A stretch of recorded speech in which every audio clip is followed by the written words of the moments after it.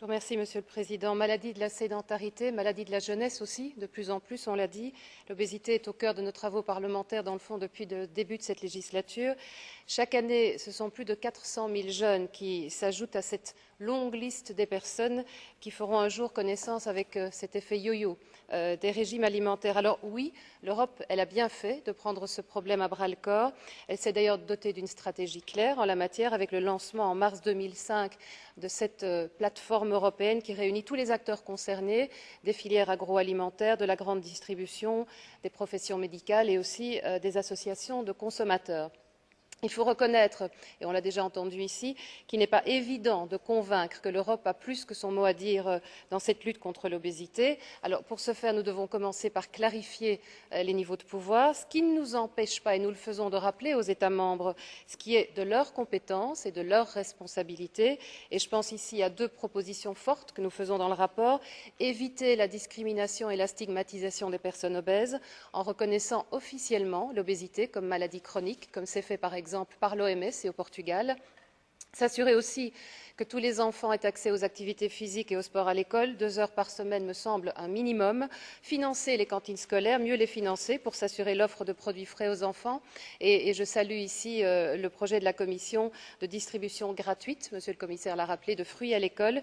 Je dirais que c'est avec ce genre d'action simple, concrète et pleine de bon sens que les citoyens vont réapprendre aussi à aimer l'Europe.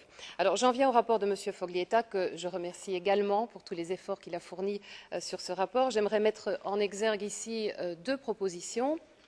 L'option choisie d'abord pour une politique incitative, donc baisse des prix, réduction fiscale, plutôt qu'un système qui repose sur une taxation majorée des produits caloriques, la fameuse fat tax, qui au final pénaliserait surtout les ménages européens à revenus modestes. Le groupe des libéraux et démocrates que je représente ici est opposé donc à l'amendement 6 des Verts et préfère s'en tenir à cette baisse conséquente de la TVA sur les fruits et légumes telle qu'elle est formulée en notre paragraphe 28.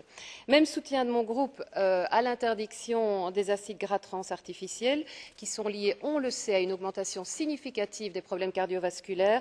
Nous nous opposons donc aussi aux amendements de M. Blokland qui visent à assouplir les paragraphes 32, 34 et 35 et dédouaner pour ne pas blanchir ces graisses hydrogénées. Notre message aux fabricants ici est clair.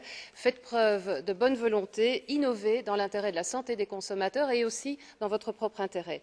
Et j'aimerais conclure en évoquant, puisque le temps est compté, les premières rencontres parlementaires européennes sur l'alimentation et la santé que je lançais il y a un an dans cette enceinte, un immense carrefour pour tous les acteurs concernés qui a été axé autour de 4 priorités. Bouger dès le plus jeune âge, manger varié et équilibré, soigner l'obésité comme maladie chronique et légiférer si nécessaire. Beaucoup plus qu'un slogan, je dirais que c'est un vrai devoir moral pour l'Union européenne qui doit prendre toute cette part dans la lutte contre l'obésité et la sédentarité. Je vous remercie.